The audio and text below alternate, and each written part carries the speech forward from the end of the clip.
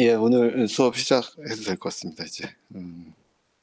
저번 시간에, 저희가 저번 2시간 동안에 살펴봤던 내용들이 뭐냐면, 이제 컨트롤 디자인 쪽으로 들어와서 저희가 피드백 루프를 이용해서, 우리 오픈 룹 시스템의 뭔가 안 좋은 특성들을 이제 폴을 옮긴다든지, 뭔가 그, 스테디 스테이트 에러 같은 걸 줄인다든지 이런 것들을 살펴보고 있는데 저번 2시간은 특히 그 중에서 그 스테디 스테이트 특성들을 살펴봤습니다. 저번 시간에는 이 클로즈 룹을 걸었을 때 오픈 룹 플랜트가 이렇게 있다고 치고 잠깐만요. 다시 한번 리뷰를 할게요.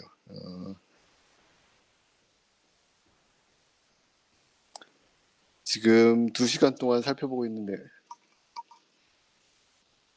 2시간 동안 살펴보고 있는 내용이 뭐냐면 우리가 클로즈 룹을 걸었을 때 얘의 스테디 스테이트 특성이 어떻게 될지를 살펴보고 있는 건데 가장 기본적으로 우리가 모든 그 피드백 루프 안에 있는 애들을 다 이제 일단 위로 이쪽 포워드 그 길 패스상으로 올려놓고서 이제 단위 피드백, 그러니까 피드백 루프에는 아무것도 없는 단위 피드백 셋업을 가정을 하고 그 상태에서 이제 클로즈 룹을 걸었을 때의 특성을 뭘 가지고 봤냐면 이 오픈 룹 특성을 가지고서 봤습니다. 얘 지금 클로즈 룹이잖아요. 클로즈 룹인데 우리는 클로즈 룹 걸었을 때 특성은 지금은 간단하니까 계산하기 쉽지만 이제 일반적인 경우에는 클로즈 룹을 바로 이제 유닛 피드백을 건다고 해도 그 특성을 그렇게 직관적으로 아는 게 쉬운 일은 아니에요. 그래서 우리가 지금 뭘 하고 있는 거냐면 여기에 있는 오픈 룹 플랜트의 특징을 보고 걔를 가지고 이제 클로즈 룹 특성을 예상하는 그런 일들을 지금 2주 동안 하고 있습니다. 첫 번째는 뭐였냐면 이 오픈 룹 플랜트에 인티그레이터가 몇 개 있느냐에 따라서 이 시스템 타입이 결정되고 타입 0, 타입 1, 타입 2 이런 것들을 얘기를 했고 걔들은 어떤 인풋까지 그러니까 스텝 인풋이라든지 램프 인풋이라든지 아니면 패러볼릭 인풋이라든지 점점 더 복잡한 인풋에 대해서 어느 정도까지 얘가 스테디 스테이트 에러를 0으로 하고 따라갈 수 있는지 아니면 스테디 스테이트 에러 이제 파이나이트한 그러니까 고정된 스테디 스테이트 에러를 가지고 따라갈 수 있는지 아니면 아예 못 따라가는지 이런 것들을 살펴봤죠. 첫 시간에. 그게 이제 시스템 타입 요 얘기였고 그러니까 지금 우린 뭘 보고 있는 거냐면 그 시스템이 그 초반부에 트랜지언트한 구간에서 어떻게 움직일지는 아직은 살펴보지 않고 있고 그 스테디 스테이트 상태에서 얘가 어떻게 반응을 하는지 이런 것들을 스테디 스테이트 상태에서 얘가 어떻게 리스폰스가 나타나는지를 살펴보고 있는 거예요. 그래서 첫 번째 시간에 그걸 저번 주에 이걸 살펴봤고 저번 시간에는 저번 시간에 살펴본 내용은 이거의 연장선상에서 트랜지언트 특성은 아직 모르겠고 그 스테디 스테이트한 특성이 이렇게 나타날 것 같으니 걔를 보완하기 위해서 우리가 어떤 짓을 해야 되는지 이제 그런 것들을 살펴봤었죠.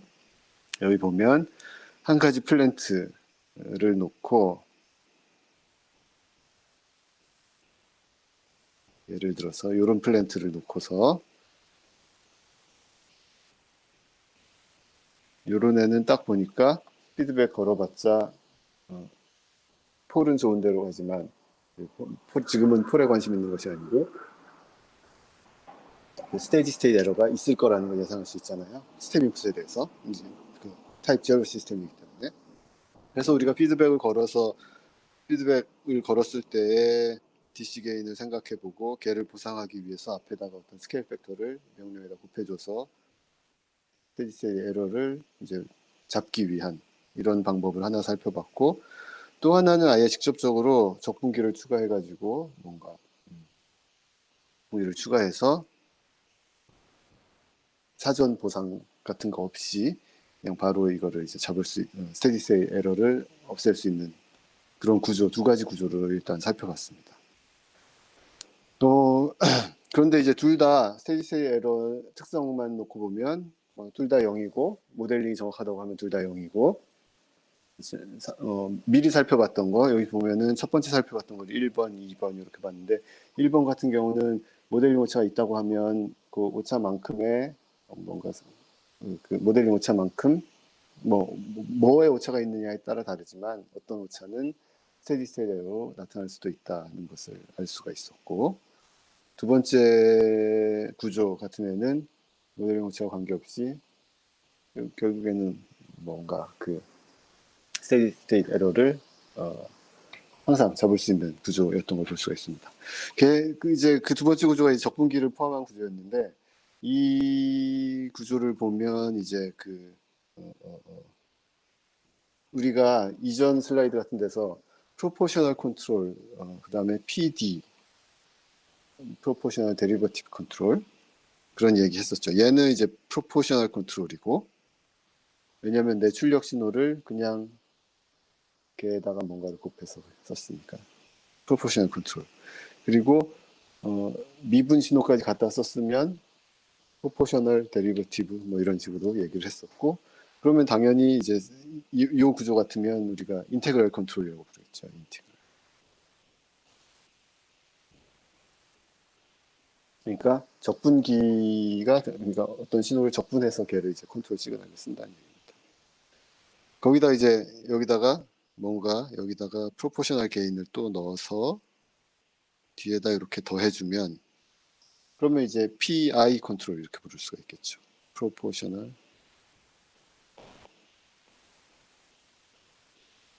인티그랄 컨트롤. 그래서 그때 우리가 데리버티브 컨트롤이라고 프로포셔널 데리버티브 컨트롤 이거를 이제 줄여서 PD 컨트롤 이렇게 부르고 얘는 PI 컨트롤 셋 다 쓰면 PID 컨트롤. 그래서 우리가 요 첫 약자만 따가지고 이렇게 이제 고전적인 컨트롤 방식들을 이제 얘기를 합니다. 그래서 PID 컨트롤이라고 하면 내가 뭐 예를 들어서 위치를 제어하고자 하는 문제인데 위치에 프로포셔널 인티그럴 데리버티브 세 신호를 다 쓰면 이제 PID 컨트롤이라고 부르고 뭐 그런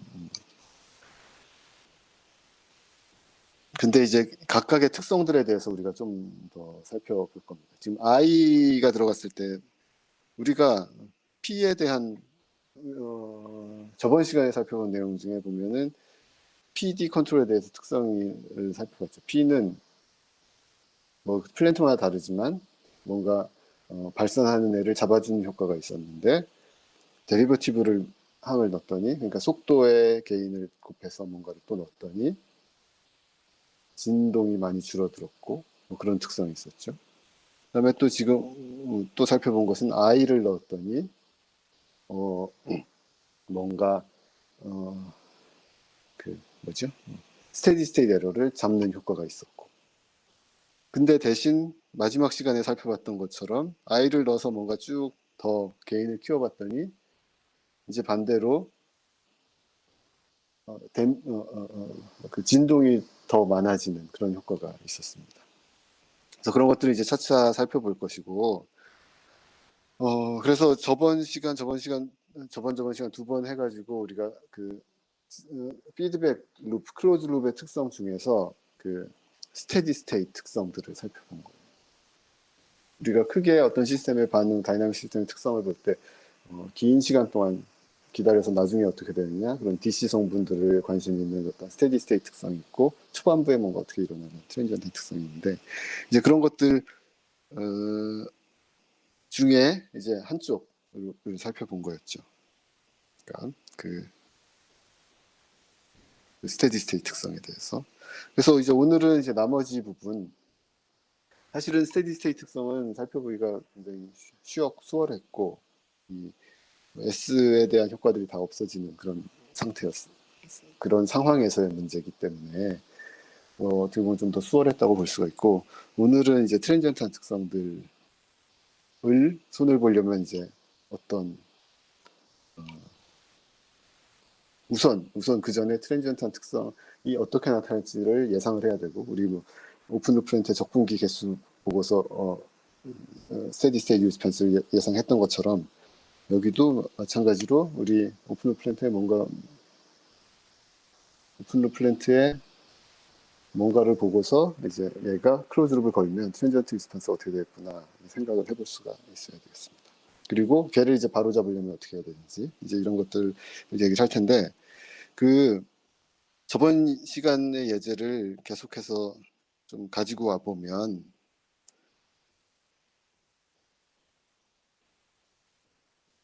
우리 가지고 있던 플랜트가 어떤 애였냐면,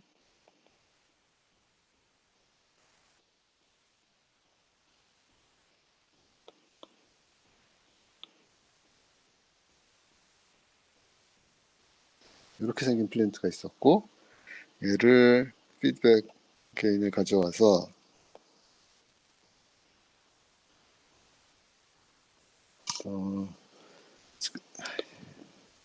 저 오늘은 그 스테디 스테이트 리스폰스 말고 트랜지언트 리스폰스 관계에 있기 때문에 거기에 이제 관심이 있기 때문에 우리 이제 스테디 스테이트 리스폰스에 대해서는 일단 신경 안 쓰고 뭐 얘기를 적어보도록 하겠습니다.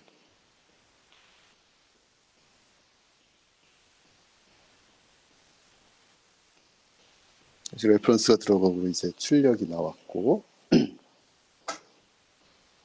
그러면 이제 지금 트랜지언트 리스폰스만 관심이 있기 때문에 결국에는 트랜지언트 리스폰스만 관심이 있다는 거는 폴하고 제로에 관심을 두겠다는 거예요.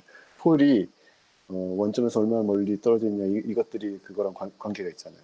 처음에 어떻게 반응을 하고 언스테이블한지 아니면 빨리 반응을 하는지 느리게 반응하는지 관심이 있기 때문에 이 루프에 원래는 우리 이거였죠. 이렇게 해서 여기다 10을 곱하고 이 루프의 폴 위치는 살펴보시면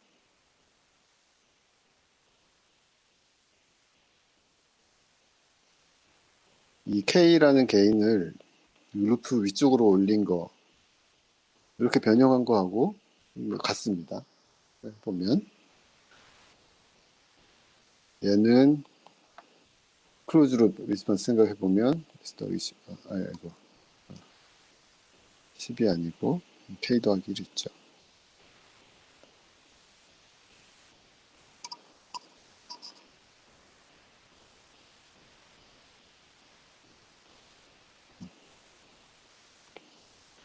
그러면 여기가 K 더하기 1, K 더하기 1.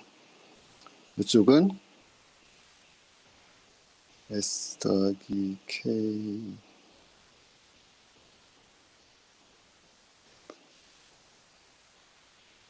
이런 어떤 클로즈 룹 트랜스퍼 펑션이 얻어지죠. 양쪽에 비교해보면. 맞나? 1 더하기 예, 곱하기 K 더하기 1이니까 아니네. K 곱하기 K 더하기 1 이렇게 되죠.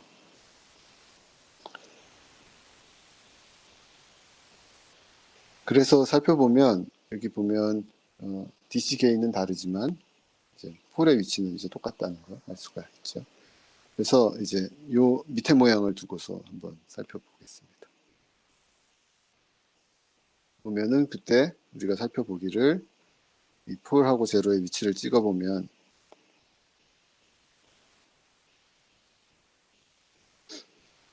폴이 처음에 K가 0일 때, 그러니까 루프를 닫지 않았을 때 여기에서 시작을 해서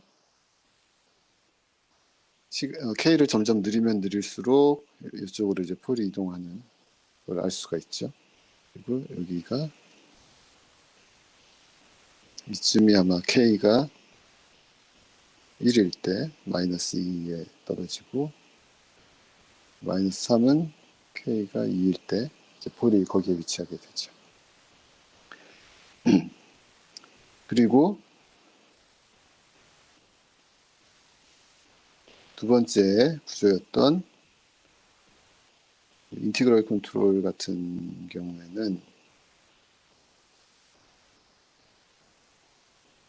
클로즈 룹 트랜스퍼 펑션이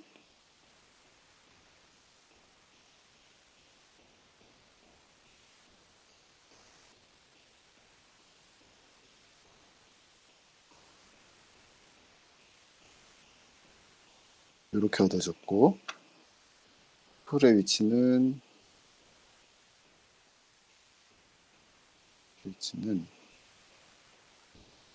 얘랑 같이 써놓고 보면 더 좋겠네요. 얘를 다시 이렇게 해서 이쪽은 파란색 인티그럴 컨트롤한 거, 이쪽은 이제 그냥 프로포셔널 컨트롤한 거. 두 개를 놓고 살펴보면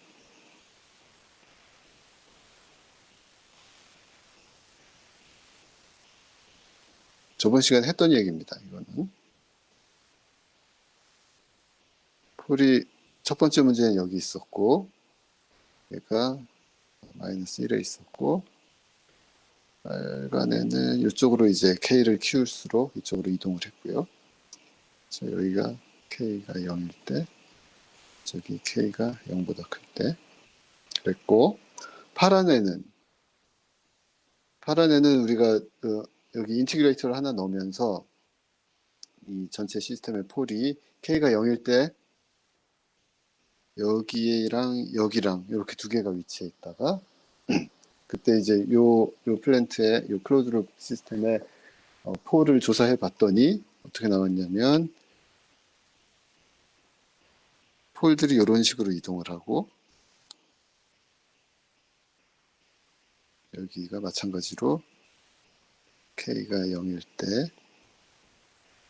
그리고 K가 점점 증가하면은 여기 두 개가 이쪽으로 이렇게 만나게 되고 그게 언제였냐면 K가 4분의 1일 때 4분의 1이면 요게 이제 더블 폴을 갖잖아요. 같은 게 두 개가 이렇게 같으니까 좀 더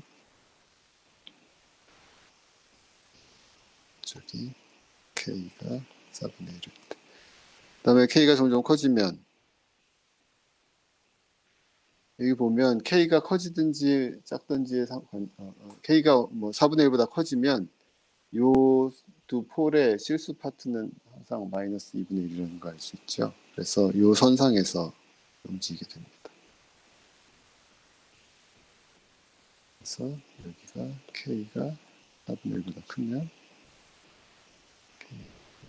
이렇게 되고 뭐 혹시나 만약에 K가 마이너스면 어떻게 될까요? 0이 원점이랑 1에 있었으니 이거 움직이던 방향이랑 반대로 이쪽으로 이렇게 움직이게 되죠. K가 0보다 작을 때. 그러면 분홍색은 K가 0보다 작을 때는 이쪽으로 이렇게 하게. 그래서 이제 K가 0보다 작을 때 일단 생각하지 말고 그건 다음에 생각해보고 K가 0보다 클 때만 한번 생각해 봅시다.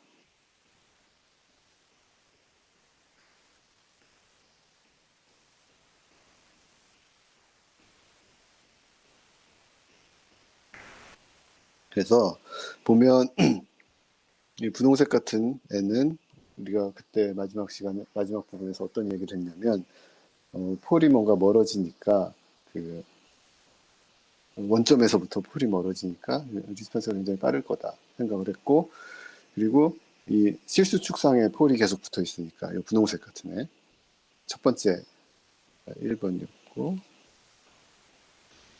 P 컨트롤, I 컨트롤. P 컨트롤 같은 경우는 이 플랜트에 대해서 얘기입니다. 일반적인 얘기는 아니고 그러면 그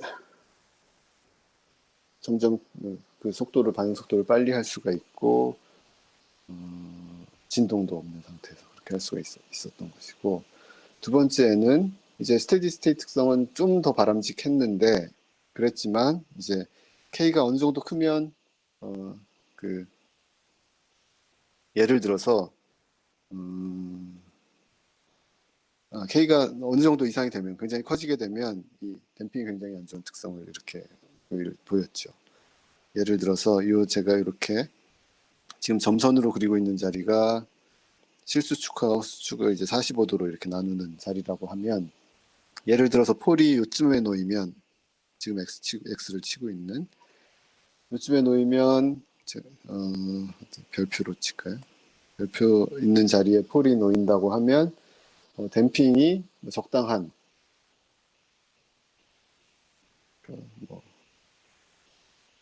이 정도 되는 적당한 댐핑을 가지는 어떤 리스폰스를 생각할 수 있는데,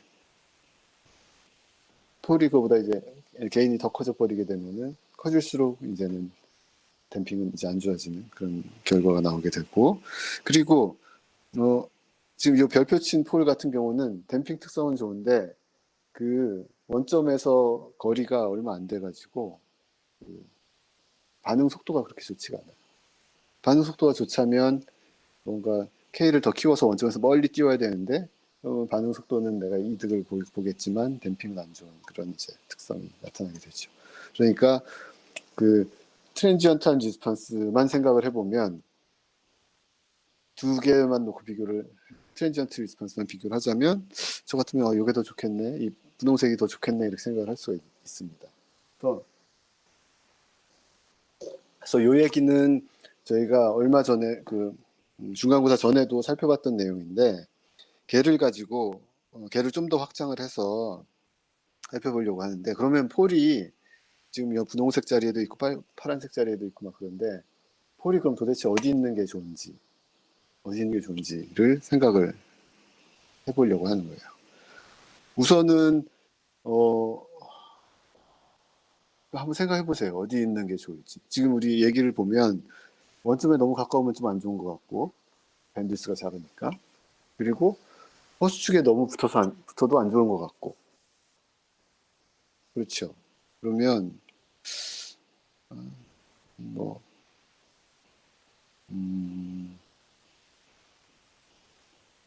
걔를, 그러니까 폴이 뭐 이렇게 너무 가까이 여기 붙어 있어도 좀 안 좋을 것 같고, 그러니까 이쪽.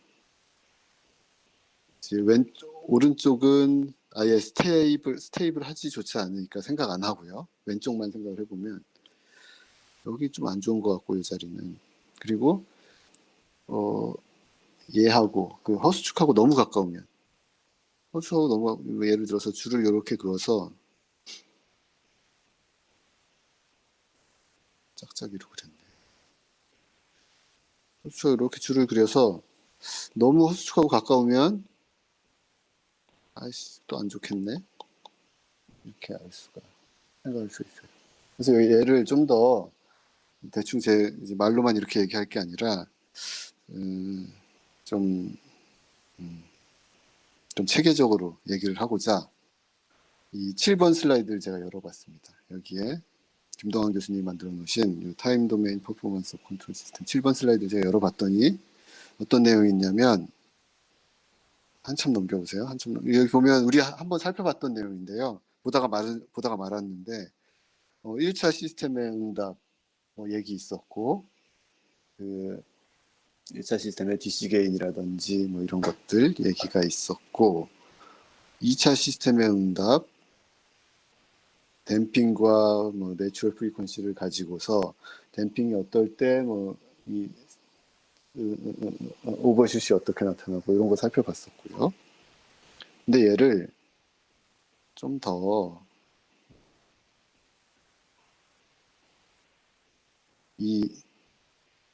지금 우리가 댐핑이 댐핑이 없을 때 안 좋은 게 뭐냐면, 보면 이제 오버슛이 굉장히 크다는 게 마음에 안 드는 거예요. 그래서 뭐 정확하진 않지만 이 최대 오버슛하고 맥시멈 오버슛하고 댐핑하고 관계, 이 보면 댐핑이 작으면 작을수록 맥시멈 오버슛은 크다는 걸 알 수가 있습니다. 그렇죠? 그래서 한 0.7, 0.8 되면 적당하고, 근데 이제 댐핑이 그거보다 더 크면 1, 2 이렇게 돼버리면, 뭐 1 이상인 건 별로 얘기는 안 하지만 1 이상이 그러니까 0.7, 0.8이 넘어버리면 오버슛은 없지만 뭔가 또 다른 문제가, 너무 느리게 올라간다는 문제가 있고. 근데 그 전에 하여튼 댐핑이 너무 작으면 너무 작은 경우에는 댐핑, 뭐랄까, 예를 들어 댐핑 한 0.5? 그 정도, 그러니까 0.7, 0.5, 그 정도보다 작으면 뭔가 문제가 있고, 댐핑이 작으면 작을수록 오버슛은 더 커진다는 걸 생각을 할 수 있습니다. 그래서 걔를 뭐 식으로 한번 나타내 보면, 식으로 풀어 보면, 뭐 어디 있을까요? 뭐 이렇게 대충 표현할 수 있다 그래요. 퍼센트 맥시멈 오버슛은 100%니까 100을 곱하고 익스포넨셜에다가 뭐 이렇게 해서 쓰면 된다고 하는데, 이 함수를 밑에다 한번 그려본 게 이제 이 그래프입니다. 그래서 댐핑이 뭐 뻔한 얘기인데, 댐핑이 크면 클수록 퍼센트 오버슛이 줄어든다. 그래서 내가 이 컨트롤 시스템을 설계할 때, 예를 들어서 이 그래프를 보면, 내가 맥시멈 오버슛을 한 20%까지는 봐주겠다. 내가 자동차의 속도 제어를 하는데, 그 시속 100km를 딱 크루즈 컨트롤 딱 눌렀는데, 그래, 야, 속도가 이제 쭉 올라갈 텐데, 걔가 이제 내 자동차의 속도가 어떻게 반응을 하냐면 100으로 바로 가지 못하고 슥 올라갔다 한 120까지 올라갔다 이렇게 쭉 내려가는, 뭐 그런 것까지는 봐주겠다 하는 겁니다. 예를 들어서 150을 넘어서 왔다 갔다 하면은 걔는 좀 너무한 것 같고, 한 20% 오버슛까지는 봐주자 이렇게 생각을 하면, 이 그래프를 보면 대충 뭔가 나오죠. 20%까지 봐주려면 댐핑이 뭐 한 0.45 정도 이상은 돼야 되겠구나 이렇게 생각을 할 수가 있는 겁니다. 그래서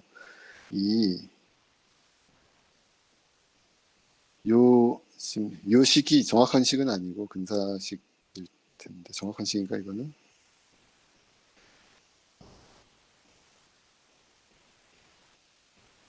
정확한 식은 아닐 것 같은데, 그래서 대충 뭐 예를 들어서 요 표를 보고서 내가 원하는 그 최대로 허용할 만한 맥시멈 오버슛을 정했으면, 마음속에 정했으면 내가 댐핑을 얼마 이상 가져가야 되겠다 이런 것들을 알 수가 있는 거죠.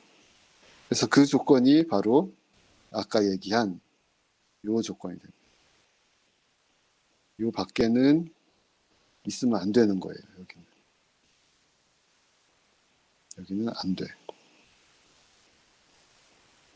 왜냐하면 이 밖으로 나갔다가는 맥시멈 오버슛이 너무 크고 진동이 너무 심하기 때문에. 이제 그런 특성을 이제 진동이랑 맥시멈 오버슛 관점에서 이 댐핑을 제한을 할 수가 있고, 이런 식을 외우실 건 없을 것 같습니다. 어차피 정확하게 맞는 식도 아니고 언제든지 들여다보면 되는 거고, 근데 그래도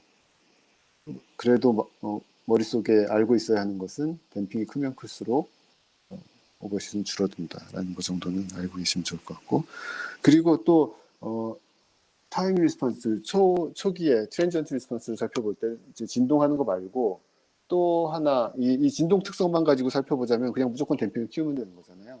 근데 이처럼 진동 특성만 문제가 된다고 하면 무조건 그냥 댐핑을 키워버리면 됩니다. 근데 댐핑을 너무 키우면 또 어떤 문제가 있었냐면 리스폰스가 너무 느리게 나타난다는 문제가 있었죠. 그래서 그 리스폰스 빠르기를 얘기를 하는데, 여기 보면 뭐 지연 시간, 상승 시간 뭐 이렇게 얘기를 하는데, 뭐 지연 시간, 상승 시간은 비슷한 얘기입니다. 이게 뭐 스텝 입력을 줬을 때 1로 뭐 언제 올라가는데 얼마나 시간이 걸리느냐. 예를 들어서 그림이 있나? 여기 보면 맥시멈 오버슛이 여기 그림에 표현이 되어 있고,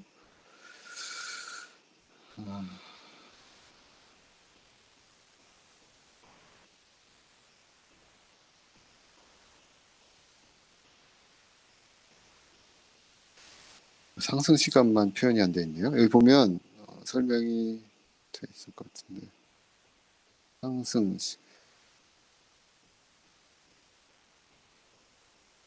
여기 설명이 안 되어 있는 것 같은데, 상승 시간이란 건 뭘 의미하냐면, 여기 시간에 따라서 어떤 시스템의 출력이 나타날 때, 예를 들어 스텝 입력을 이렇게 준다고 했을 때, 이렇게 해서 뭐 이렇게 뭔가 올라갈 거잖아요. 그래서 이제 요 크기가 이제 맥시멈 오버슛이 되는 거고, 상승 시간이라는 거는 예를 들어서 지금 이 커맨드에 뭐 예를 그 정하기 나름입니다만 이게 뭐 90%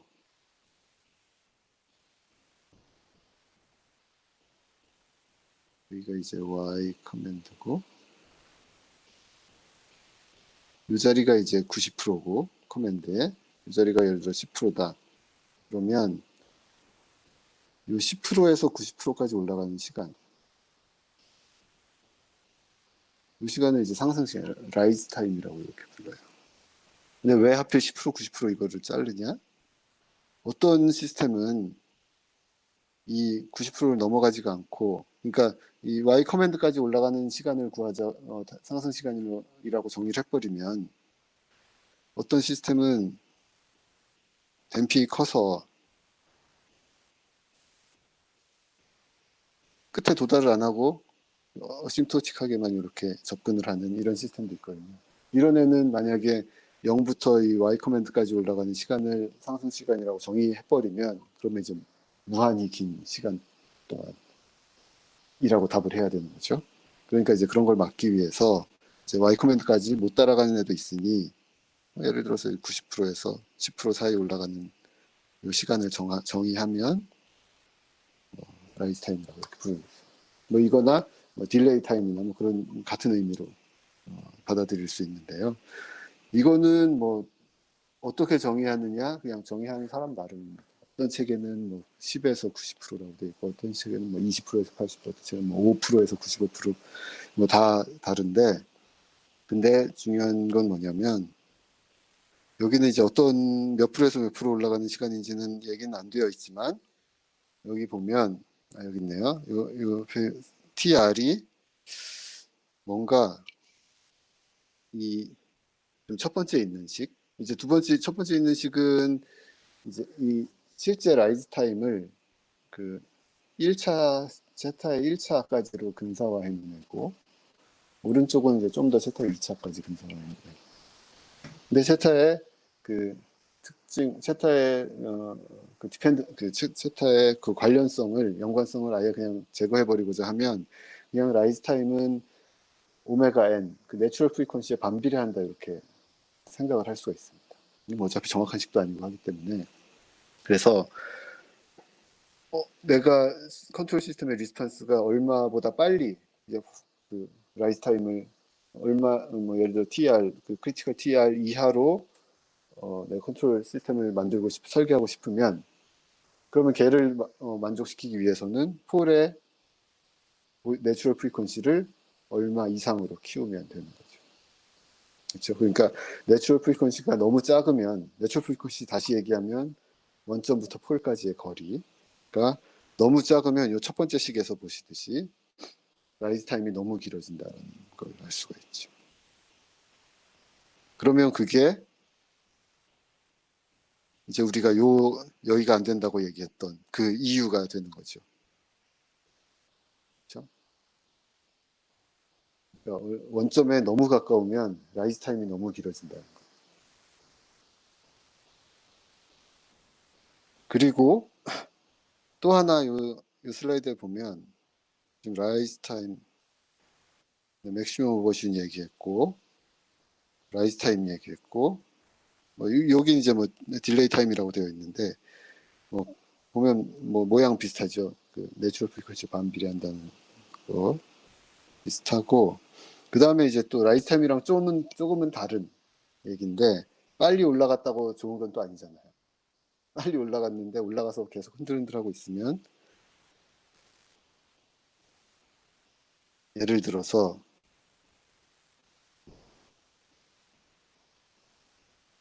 그렇죠. 뭐 이런 애들이 계속해서 흔들흔들하고 있으면 뭔가 문제가 또 있는 거니까, 요 진폭이 얼마나 빨리 줄어드느냐, 걔도 이제 관심이 있습니다. 여기 보시면 이제 세틀링 타임이라고 얘기를 붙였는데, 이것도 뭐 사람들 정의하기, 옛날엔 주먹구구식으로 많이 했나 봐요. 정확하게 뭔가를 우리 회의를 해서 1%라고 정하자, 2%라고 정하자 하고 한 게 아니고 뭐 사실 그럴 필요도 없고 하니까 어떤 사람은 뭐 1% 세틀링 타임, 어떤 2% 세틀링, 5% 세틀링, 10% 세틀링 타임 뭐 그렇게 정의하는 사람들도 있고 그래서 여기에 보면 지금 이 그림에서 보이는 것처럼 뭔가 빨리 올라갔고 뭐 댐핑도 적당한데 이 스테디 스테이트 밸류 커맨드 밸류 1 주변의 5%를 얼마 안에 이제 커맨드에서 5% 이내로 오차가 되는데 오차를 유지하는데 시간이 얼마나 걸리느냐. 그래서 여기 지금 TS라고 여기 지금 여기 보이죠. 그리고 뭐 체타가 뭐 0.7 이하일 때, 0.7보다 클 때 뭐 다르게 이제 정의를 해놨는데 결국 그게 중요한 게 아니라 체타를 세트링 타임을 간략화시켜서 표현을 해봤더니 여기 보세요. 여기 보면 실제는 뭐 빨간색으로 아니 검정색으로 이렇게 이제 체타에 대해서 댐핑 개수에 대해서 세트링 타임이 이렇게 표현이 되는데 걔를 이제 0.7 기준으로 왼쪽 오른쪽 나눠가지고 간단히 표현을 해본 거예요. 근데 그게 이제 뭐 어떤 표현이 어떻게 되고 뭐 0.7이 할 때는 정확하게 뭐고 이게 중요한 게 아니라 여기 보시면 세트링 타임은 제타 곱하기 오메가 n에 반비례한다. 알 수가 있어요. 보면 그게 뭐죠? 그러니까 아까 오메가가 작아지면 안 좋았고 근데 거기에다가 세타 곱하기 오메가도 너무 작으면 안 된다. 그럼 세타 곱하기 오메가는 뭐냐면 우리가 폴의 위치를 얘기할 때 폴을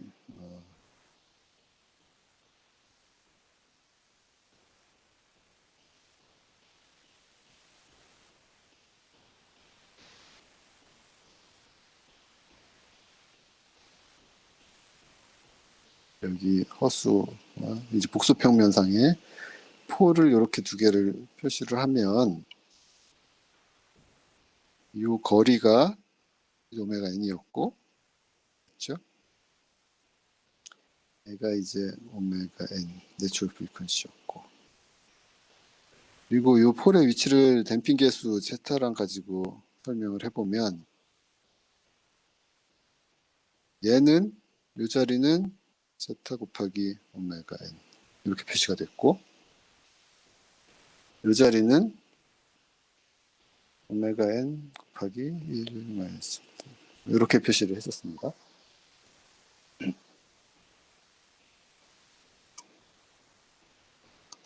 그렇죠? 그리고 얘는 뭐 어떻게 할까? 제타에 관련이 있는데 제타가 작을 때는 제타나 마찬가지고 뭐 아크사인의 제타 뭐 이렇게 되겠죠. 그렇죠? 사인 인버스 제타. 아크사인. 그러면 지금 보면 아까 오메가 n이 얼마 이상이 된다? 그러면 폴이 원점에서 멀어져야 된다. 그리고 아까 세틀링 타임 얘기에서는 얘가 굉장히 중요했죠. 세타 오메가 n이 얼마보다 커야 된다. 세틀링 타임을 어느 정도 이상으로, 어느 정도 이하로 가져가기 위해서는. 다시 얘기하면 이 폴의 실수값, 이게 이제 실수값이 제타 오메가 n이잖아요. 걔도 이제 중요하다는 거예요. 다시 그래서 지금 아까 요 그림에다가 추가를 하자면 따로따로 그려봅시다. 지금 복잡하니까.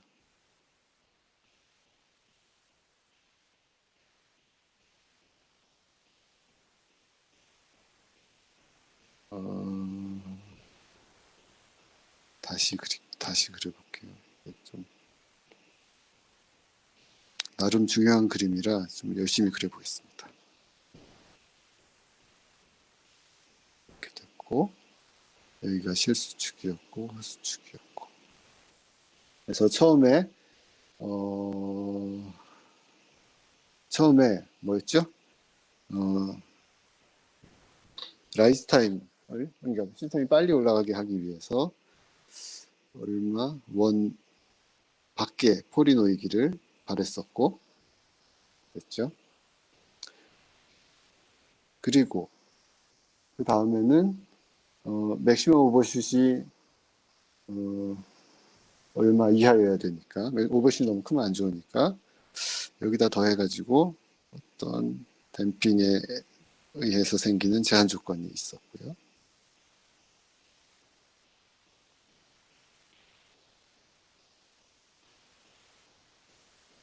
자, 이거 어떻게 선으로 하는 게 있던데.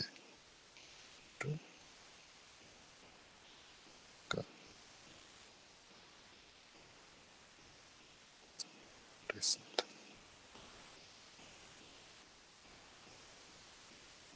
됐어요. 이렇게. 그리고 그러면 이제 두 가지를 빼버리면 얘를 지우고 얘를 지우고 그래서 폴이 맥시멈 오버슛하고 미니멈 라이즈 타임 조건을 만족시키려면 요쪽 바깥쪽에 있어야 된다는 걸 알 수가 있었고, 그 다음에 이제 마지막으로 세틀링 타임 조건은 제타 오메가, 그러니까 지금 보면은 오메가 n이 어떤 크리티컬한 오메가 n보다 커야 되고, 제타를 자꾸 제가 제타가 어떤 크리티컬한 제타보다 커야 되고, 그 다음에 제타 오메가 n이 어떤 크리티컬한 조건보다 시그마 이거보다 커야 된다는 이 세 가지 조건이 있었잖아요. 그럼 얘는 어디서 왔냐면 라이즈 타임 문제였고, 얘는 맥스 오버슛 문제였고, 얘는 세틀링 타임. 그러면 얘는 보면은 제타 오메가 얘는 오메가 n보다 작지요. 작으니까 실수 파트가 얼마 이상이 돼야 된다. 뭐 이렇게 자를 수가 있어요. 그래서 이거 셋을 다 합치면 이쪽을 지우고 이쪽도 이제는 지워져야 되고, 이거는 필요 없고, 이쪽도 필요 없고, 지워져야 되고, 또 지워져야 되고. 그래서 뭐 이런 요상한 모양의 어떤 바운더리 밖에 폴이 위치하도록 이제 우리가 설계를 해야 됩니다.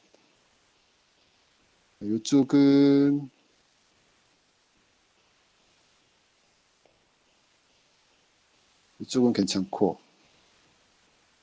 그 외에는 안 되고, 이쪽 오른쪽 복소수 평면 오른쪽은 이건 절대 안 되는 거죠. 얘는 이제 언스테이블해지니까 안 되고, 스테이빌리티를 확보를 하는 것도 중요하지만 너무 그러니까 이런 뻘건 데는 좀 피했으면 좋겠다. 그래서 지금 아까 우리 두 가지 컨트롤러 중에 이 빨간 애는 이쪽으로 이렇게 이동하고 있었고, 파란 애는 여기서 뭔가 이렇게 이동하고 있었잖아요. 그러다가 어느 순간 되면은 이제 댐핑이 너무 작아져서 이 빨간 자리로 이제 넘어가 버리게 되잖아요. 이제 그래서 이제 문제가 될 거라고 생각을 했던 거죠. 그래서 얘가 이제 기본적으로 우리가 뭔가를 제어기를 설계할 때 폴을 위치시켜야 되는 그런 자리가 되는 것이고, 뭐 좀 더 얘기를 하자면 댐핑을 꼭 여기 크리티컬한 데까지 가는 것보다는 이게 하여튼 경계선은 뭔가 이제 크리티컬하다는 마지널하다는 그런 얘기가 되니, 성능 관점에서, 그러니까 안정성 관점에서 경계선은 요 허수축이죠. 그런데 내가 정해놓은 성능 관점에서는 여기가 이제 경계선이 되는 거예요. 파란 줄이. 그러면 항상 이제 제가 설계하는 사람은 마지막까지 허용을 할 게 아니라 뭐 이런 자리에 폴을 위치시키고 싶어 하겠죠. 내 폴이 여기 위치한다고 하면, 별표에 위치한다고 하면 내 성능, 내가 이제 최대 나 여기까지 봐주겠어 하고 잡아놓은 것보다 꽤 거리가 있고, 이제 댐핑 뭐죠, 반응 속도 측에서도 어느 정도 여유가 있고, 이런 식으로 이제 설계를 하게 되죠. 그러면 이게 전부냐 하면, 얘는 이제 트랜지언트 특성하고는 또 관계가 있는 내용은 아닌데, 사실은 한 가지 더가 있습니다. 걔는 뭐냐면, 폴이 원점에서 너무 멀어져 버리면 그것도 그렇게 바람직한 거예요. 예를 들어서 이렇게 놓고,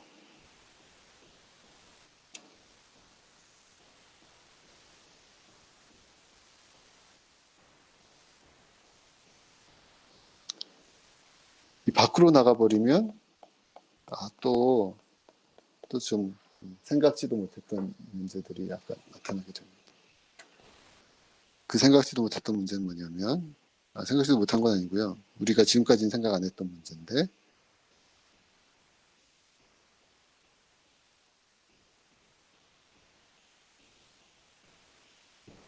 지웁시다.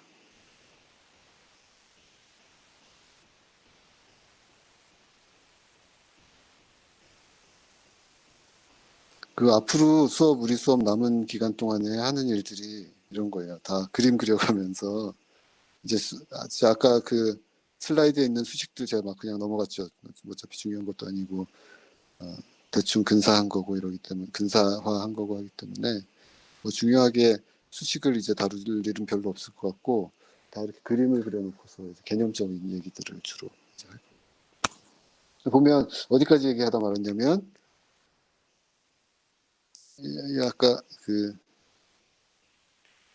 빨간색으로 써놓은 요 세 가지의 바운더리, 얘가 이제 내 트랜지언트 리스폰스의 어떤 그 제한 조건 때문에 이 밖으로는 뭔가가 폴이 나갔으면 좋겠다는 얘기였고, 지금 제가 방금 친 거, 이 폴이 얼마 이하로 들어와야 된다 하는 거는, 걔는 이제 어떤 관점에서 볼 수 있냐면,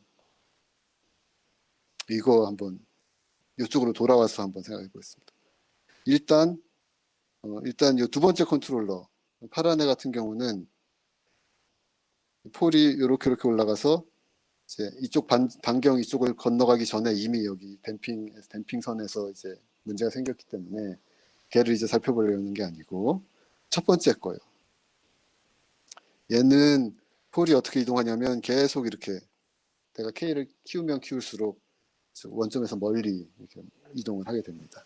그럼 걔가 어떤 문제가 있을지 생각을 이제 해보려고 하는데요.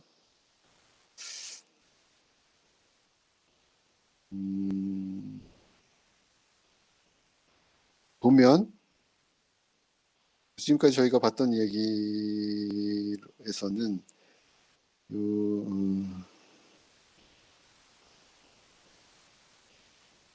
클로즈룹 특성이 어떻게 생겼냐?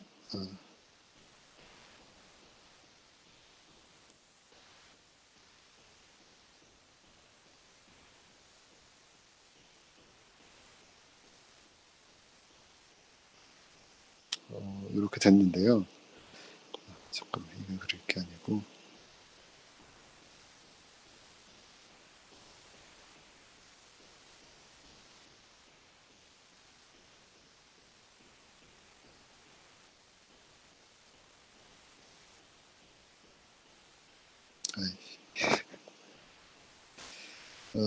제가 그냥 다시 그릴게요. 얘가 어떤 애냐면, 말이 들어가서 K 더하기 1.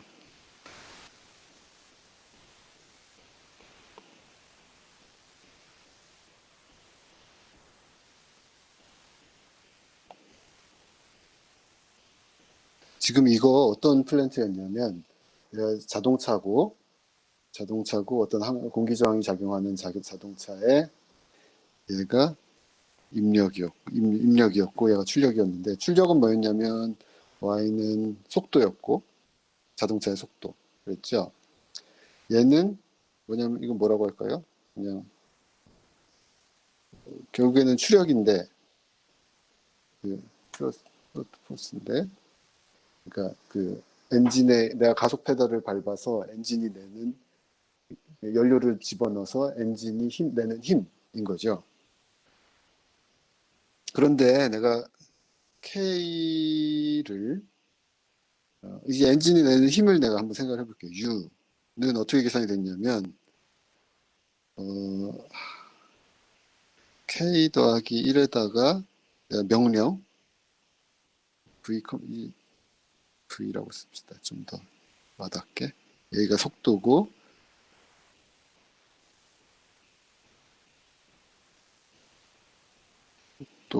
얘는 속도 커맨드. 그러면 내가 추력은 어떻게 계산이 내 컨트롤러 구조를 살펴보면 얘가 이제 플랜트고 요 놈이 내 컨트롤러잖아요. 이쪽이 얘가 이제 컨트롤러. 얘가 플랜트.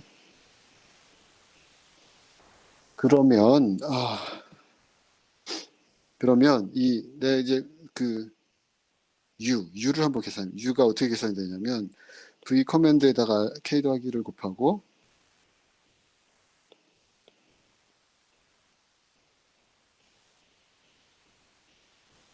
거기에다가 빼기 K 곱하기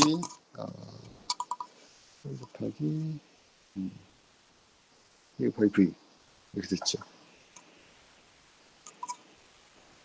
뭐 다시 써보면 K 더하기 1 다시 쓰면 굳이 쓰자면 곱하기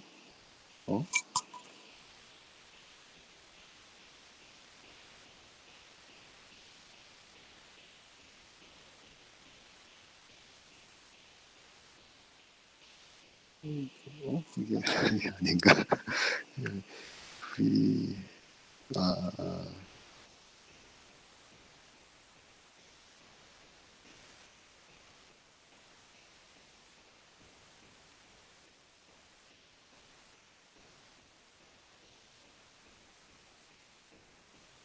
이거 맞죠? 제가 쓴 게.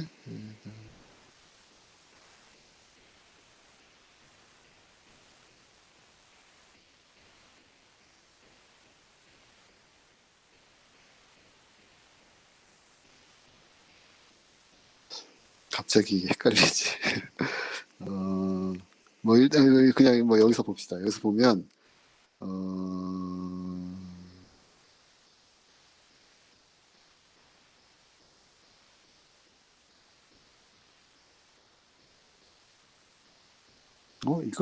이거 아니죠? 제가 뭐 잘못 그린 것 같은데.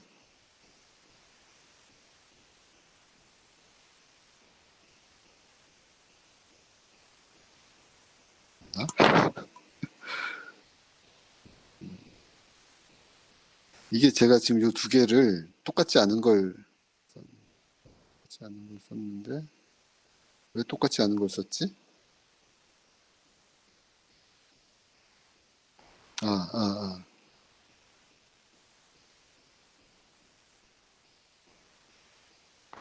아. 그 스테디 스테이트 리스폰스는 관심 없었기 때문에 두 개를 다른 걸 썼고 여기서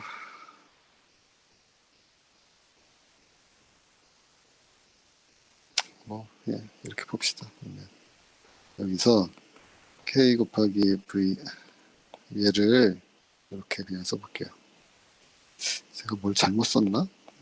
생각했던 거랑 좀 달라서 K에다가 V 커맨드 빼기 V를 하고 여기에다가 더하기 V 커맨드 이렇게 쓰면 되겠네요. 예. 그러면 이런 식으로 내가 그 연료 출력이 발생하도록 연료를 집어넣어 주겠다.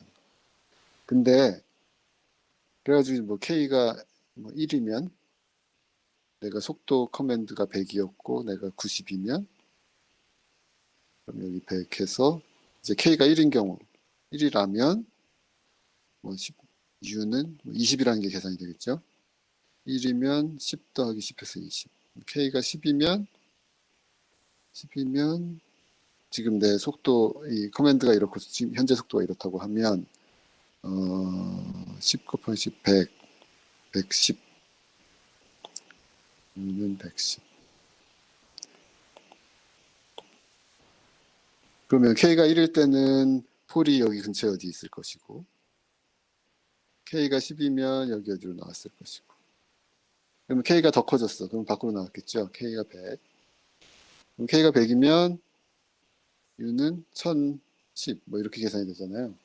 그래서 지금 이 이제 간단한 결과가 알려주고 있는 게 뭐냐면 K가 크면 클수록 K가 크면 클수록 내가 순간적으로 내줘야 하는 그 추력의 힘, 제어력인 거죠. 제어력이 너무 커지는 거예요.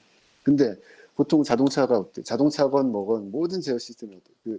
내가 이 시스템에 영향을 주기 위한 요 구동기는 이제 구동기, 제가 구동기란 말을 썼는지 모르겠는데 구동기라고 부릅니다. 시스템에 내가 입력을 줘서 얘를 변화시키기 위한. 지금 문제 같으면 가속 페달을 밟아서 연료를 뿜어서 내주는 거라든지, 드론 문제 같았으면 그 드론의 프로펠러 힘을 내기 위해서 회전수를 명령이라고 생각할 수 있고, 그다음에 로켓 같은 경우는 로켓이 이렇게 꼬리가 움직여서 이제 로켓을 제어한다 그러면 꼬리가 이제 움직일 수 있는 각도가 제한이 되어 있잖아요. 무한정 돌아갈 수는 없기 때문에 이제 그래서 결국에는 모든 제어 시스템에는 입력의 제한이 있습니다. 얼마 이상은 쓸 수 없게. 여러분 자동차도 배기량에 따라서 어떤 자동차는 뭐 얼마 이상은 힘을 못 내게 되어 있고 뭐 그렇게 되어 있잖아요.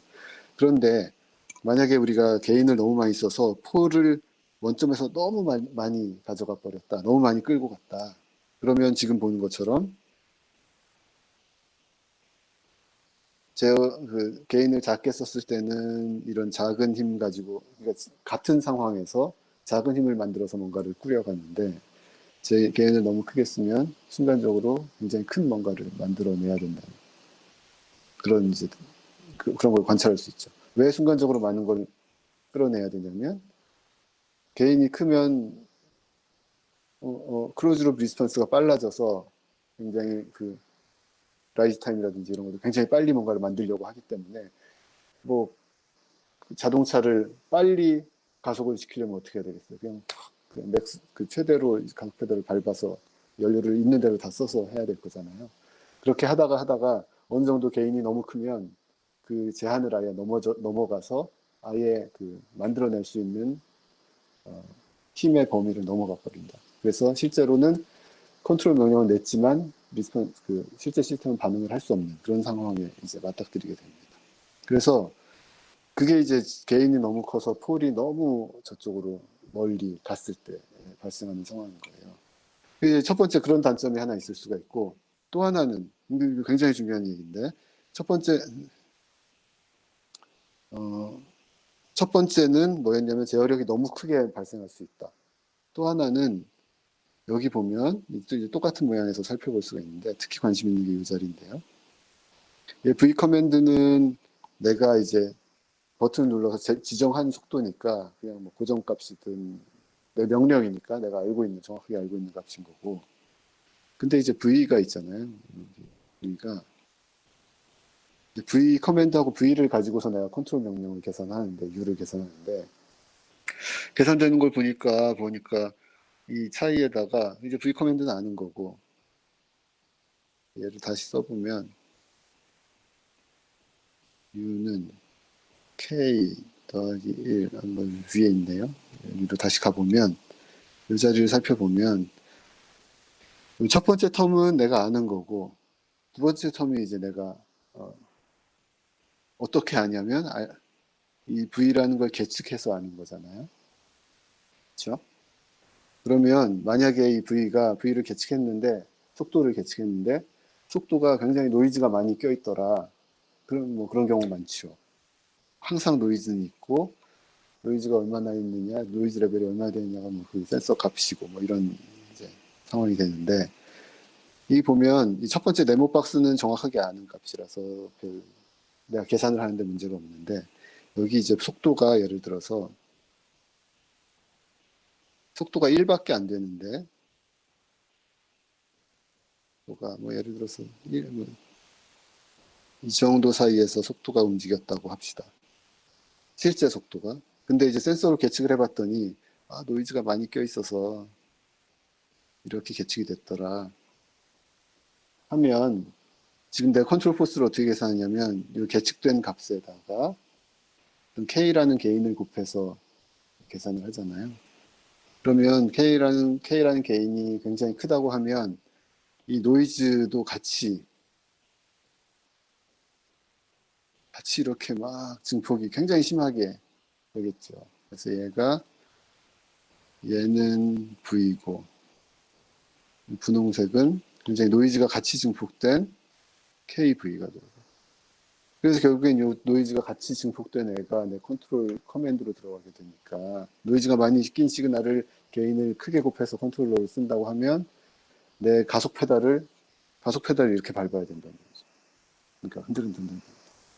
그러니까 이건 또 그 게인이 크면 어떤 그 제한치가 있어서 리미트에 걸리는 문제도 있지만, 또 하나는 리밋에 걸리는 거를 봐준다 해도 이 사이에서 뭔가 계속 흔들흔들 하면서 내가 제어를 해야 된다는 그런 굉장히 안 좋은 점.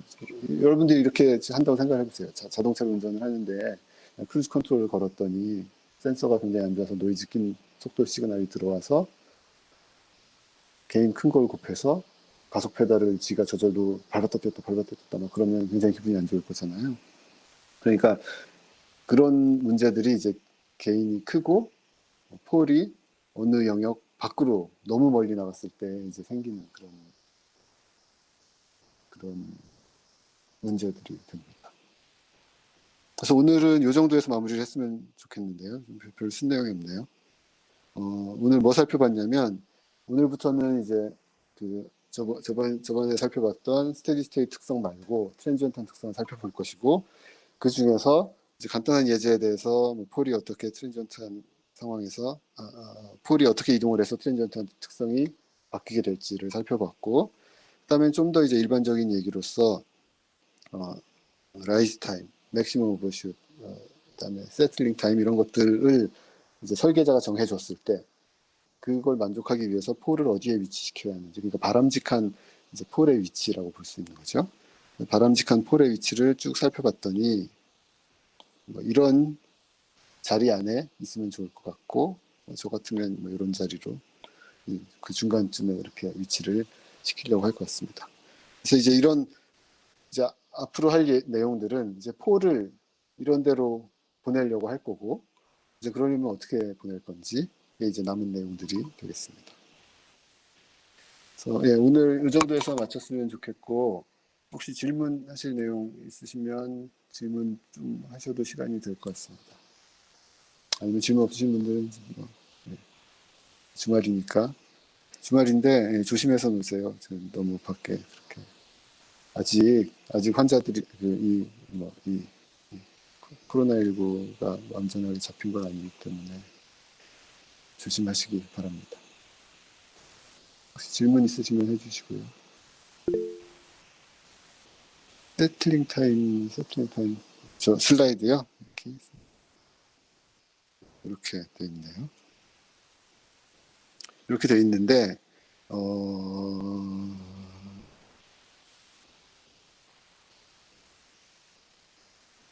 이렇게 돼 있는데, 여기 보면 이제 세타가 0.7보다 작을 때는 이 시그마에 의한 내 폴의 실수 파트에 의해서 뭔가 결정이 되는 것처럼 보이고, 얘보다 크면 이건 뭐죠? 이건 뭐 이렇게 써 있냐? 세타에 따라서 증가하는데, 이게 혹시 여기 보면 이제 파란색 보면 세타에 따라 증가하는데, 여기 이제 세타가 하나 더 들어간 것 같네요. 하여튼 이거는 뭐 오타인 것 같은데요. 그래서 결국에는 TS가 4.5 오메가 n 분의 제타 뭐 이렇게 표현이 되는 것 같습니다. 그 그림이 이제 위에 이제 파란색으로 나오니까. 근데 요 위에는 뭐 그렇게 신경을 안 쓰려고 뭐 왜냐면 여기 보면은 오메가에 의해서 뭔가가 많이 결정이 됐고 제타가 너무 큰 경우 제타가 너무 크면 그러니까 이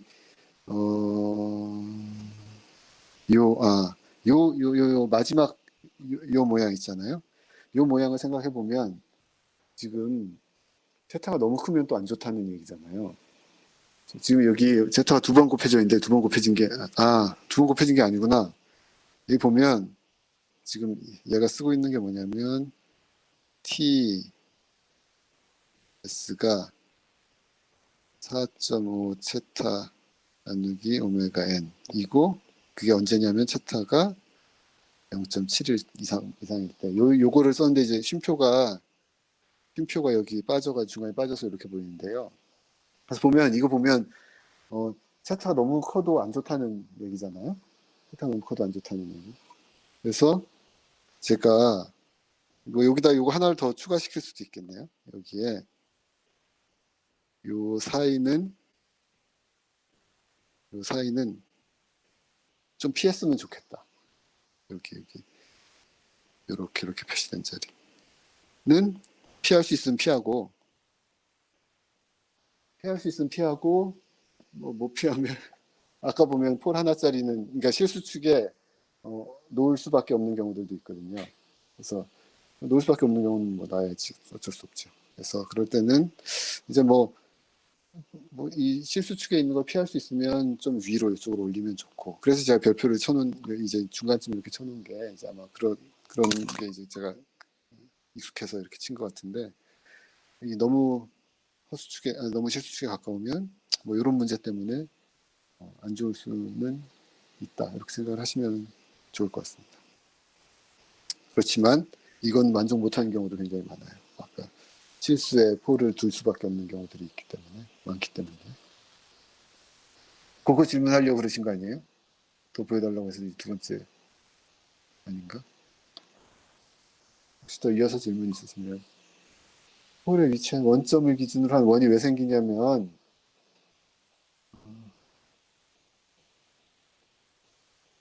우선 그 이어서 이제 방석영 씨 문제부터 답을 하자면 분모에 뭐죠? 세타 곱하기 오메가 n이 들어간 이유는 별게 아니에요. 별게 아니라 이게 지금 실제로 세타가 바뀔 때 세틀링 타임이 어떻게 바뀌는지가 이게 보면은 이 그래프에 오른쪽 이제 수평선은 제타고 댐핑 계수고 수직선은 뭐냐면 오메가 n 곱하기 세틀링 타임. 그러니까 오메가 n 곱하기 세틀링 타임이 실제로는 요 검정색처럼 이렇게 움직인다고 해요. 만들어 2차 시스템에 대해서 조사해 보면. 근데 이 복잡하게 꾸불꾸불한 이거를 내가 더 외워서 들고 다니기도 힘들고 하니 그거를 간단하게 그냥 살펴보자. 근데 하나로는 살펴보기가 또 좀 곤란하고. 그래서 이제 보면은 이제 오른쪽에 보면 세타가 0.7 정도 되는데 이하랑 이후를 나눠놓고 보면 뭔가 이하는 반비례하는 그림 같고 이후는 그러니까 0.7보다 큰 경우는 뭔가 비례하는 그림처럼 프록시메이트 할 수 있으니 그냥 얘를 그냥 대충 때려 맞춰서 간단한 식으로 피팅해서 때려 맞춰서 이렇게 경험적으로 이런 식을 만들었다고 보시면 되겠어요. 경험식이라고 생각하시면 되겠어요. 그리고